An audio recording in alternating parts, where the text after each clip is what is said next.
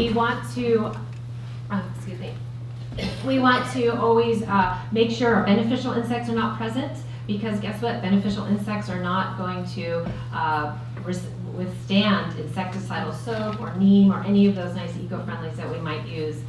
We always want to spray towards the end of the day. I always like to say after those 4 o'clock winds have died down, and you know, when the pollinators and beneficial insects are going to be less likely active.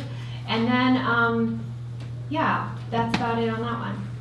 Okay, reduce pesticides. Yay. Okay, I want to go through this one really quick because I only have a couple minutes. But the number one pest problem we're all faced with right now is rats. Sorry if anyone's offended by that photo. But what we want to do is make sure we work with exclusion and remove their food sources. Rats seem to be the number one pest problem right now because we are all over the place. We have growing food. We have compost systems that are not contained. We have chickens and chicken coops that are not contained. So what we want to do is prevent them from getting into our areas, and then we also want to make sure we are very persistent and aggressive with working with kill traps. So this is the other part of the equation that we get a little nervous and queasy about. But I can assure you that when we can exclude them from the areas, plugging up any holes in the house with 1/4-inch hardware cloth or that sheet metal roof flashing, because anything else, know that they will chew through. Yes, they chew through steel wool.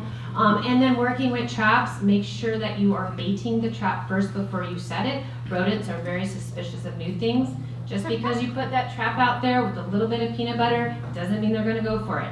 And also give yourself permission to expand beyond peanut butter, because if they saw their buddy die eating the peanut butter, they're telling everybody else, dude, peanut butter is off. We are not going for that. So go for a little piece of a Slim Jim or like a meat stick. Go for a chewy granola bar, kitty kibble, dog kibble, chicken feed. What are they already eating? That's what we're going to bait the traps with. Once we start baiting traps, we need to monitor them. We don't get to walk away for a couple days. Once we have a kill, we want to put it in a bag, close it up, put it in the garbage, and then we trap. Why are we putting it in a bag? Because if it's not in a bag, you're going to be possibly a vector for more problems. I'm just getting at plastic use, but that's another. No, it doesn't have to be plastic, Okay. paper bag. Thank And you. if you live in a property where you've got like the back 40 where you can bury it, bury it. Outside, we want to remove the harborage. We want to contain our compost. That means the compost bins have to be floor, ceiling, and wall of 1/4-inch hardware cloth. We want to make sure we can lock it also to make sure that the raccoons and other critters aren't getting into it. We want to keep lids on our garbage cans. We would like to ask that people are not putting food out for feral cats or feeding your pets outside, but I know that's not always possible. So maybe limit the amount of time that the food is outside. Maybe just limit it to 30 minutes or an hour, because guess what? If it's feral cats, they're smart. They're gonna know when dinner time is. We wanna rethink bird feeders, okay? And then we also want to create barriers for the rodents that are getting into our gardens. Was that it? The exclusion baskets, again, are going to prevent them from eating the food. And yeah, we'll recap. We're going to check our irrigation systems. We're going to periodically prune deadwood out and prune plants away from the house, okay? Prune the trees, get them limbed up so they still look beautiful, but then they're also not going to have a lot of deadwood, which also is going to be a fire hazard, right?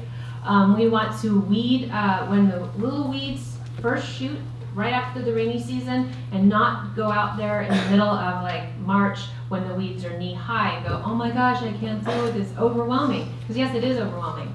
And then we want to monitor for pest problems and enjoy the garden. So in close, when we try to pick out anything else by itself, we find it hitched to everything else in the universe. Yes, everything is connected. Everything. Everything. So I'd like to thank you very much for IPM Basics 101 in 15 or 20 minutes. That was very fast and speedy. We are here